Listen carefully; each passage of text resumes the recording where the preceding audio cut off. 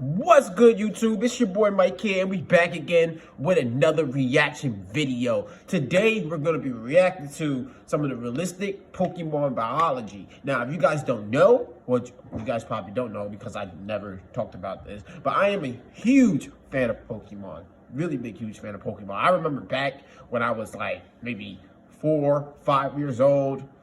Nah, I was definitely like 4. We had these things called, now excuse me guys, you guys might not know this because you guys might be young, but we had these things called the Game Boy Color. Oh my God. Yo, my pops had bought me this Game Boy Color. It was blue. And with that Game Boy Color, he had bought me a whole bunch of Pokemon games. I remember I had Pokemon Red, I had Pokemon Blue, I had Pokemon Yellow, I had all that stuff.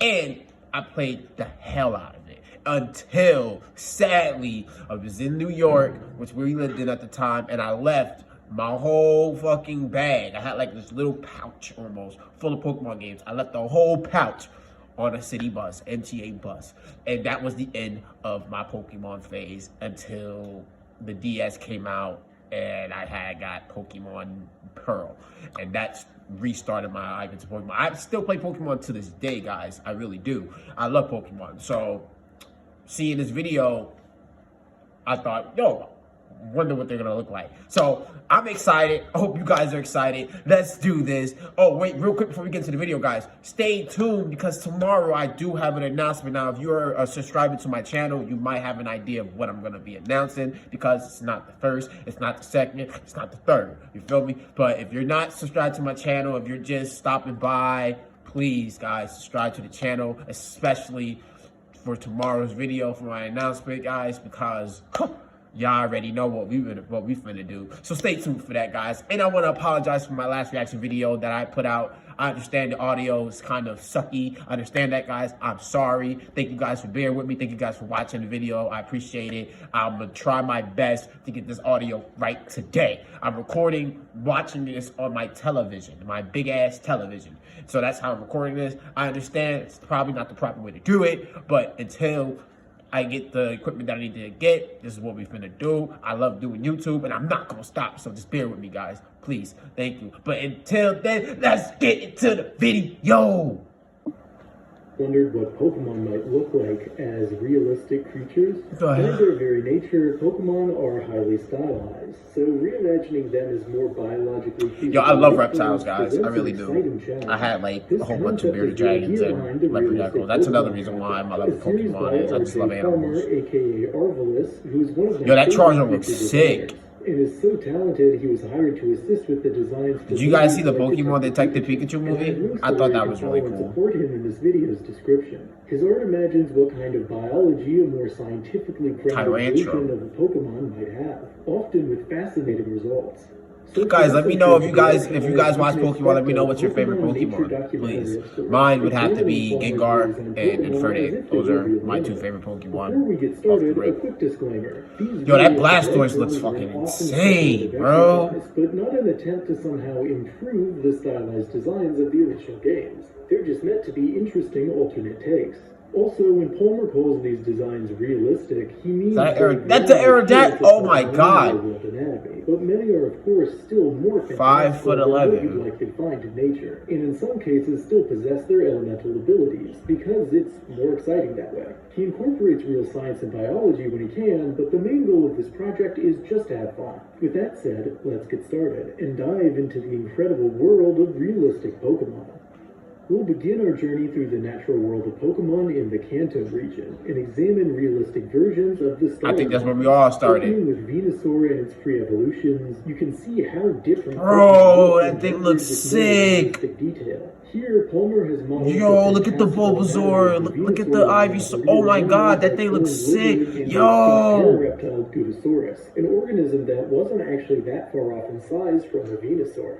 Palmer also imagines the organisms have an endosymbiotic relationship. Yo, look at the Ninjask in the background. That's fucking insane. Yo, photo by Mike Prince. Mike Prince, you did your thing on that, man. That's insane. 2 meters in diameter. Rafflesia are also parasitic, meaning they derive some of their nutritional requirements from other plants. We can imagine our Venusaurs. The fact that they got the Ninjask in the back, oh my god, that's beautiful. Good job. That grows out of their backs, giving the flowers energy in exchange for added defense and perhaps vice versa.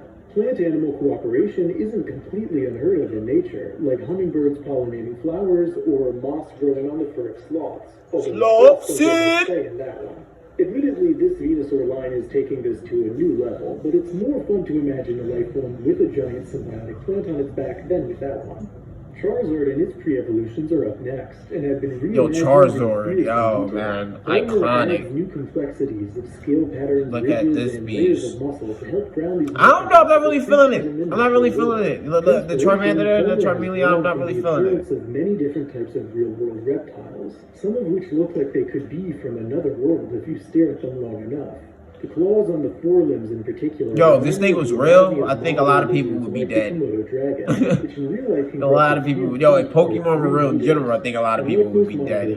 Just imagine that shit. Like, I think there'd be laws banning it. Like, And the last starter we'll be covering here is Blastoise and its pre-evolutions. These turtle-like creatures now seem much better adapted for I like life in that. aquatic I like that. The environments, one turtle and the squirrel. biology forming the basis for all three designs. Palmer imagines Squirtle might have a Is that a Magikarp? tail. Yo, look at the Magikarp in the back. That's fucking crazy, yo. I like how they have, like, other Pokemon in the background. Is that a Krabby? This supposed to be Krabby? Wow, that's really cool. Shout out to whoever did this. Like, this artwork is very beautiful. I really enjoy the artwork. That grow from the creature's head due to their sedentary lifestyle. And the aquatic behemoth Blastoise is perhaps the trickiest to get right. Cleverly, Palmer has reimagined his cannons as biological water jets, much like the ones some real-world squid species use for propulsion, although Blastoise's jets have evolved to be much more powerful. If you look closely, you can see a Staryu and Shelder in this image too, which creates an immersive sense I didn't even peep! I didn't even peep! Interestingly, Palmer reimagines Dragonite as a giant taking inspiration from the Japanese. Yo, look at the Dratini and the dragon there, and wow. Yo, they would be actually terrifying in real life. Yo, IRL, terrifying.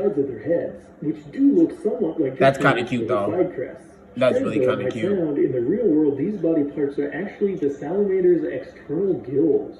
Since salamanders are one of the few real-world animals where a serpentine-looking creature transforms into a reptilian-looking one, it's a pretty clever fit for a more biologically feasible version of Dragonite. And while real-world Japanese giant salamanders are based on I never knew they were based on salamanders. Be the next closest thing. Up next, we have various evolutions of the unique. Bah! Look at the Umbreon. Yo, look at the yo. I'm sorry, the Umbreon has to be, and Eevee. Umbreon and Eevee has to be my favorite one so far right now. I'm sorry, that Umbreon looks very, very. Oh wow. Almost like a seal or sea lion. Espeon resembling a hairless sphinx cat, and Leafeon having a high density of moss in their fur. Okay, is that Glaceon? Glaceon looks pretty dope too, I'm not gonna lie. But that Umbreon was category of legendary Pokemon, Arcanine. Imagines Arcanine as a powerful predator, taking anatomical inspiration from canines, of course, but also borrowing features from lions and tigers, which makes sense considering Arcanine in the games has something of a lion's mane and some tiger-like markings on its side. Plus, if any real animals deserve the title of legendary, lions and tigers are definitely among them, so it makes sense that a more lifelike Arcanine would resemble them. Palmer also drew the pre-evolved form Growlithe, which I think looks a bit like a lion cub. A small detail I like is that this cub seems to be playing with a Turtwig, although the Turtwig doesn't seem too happy about it.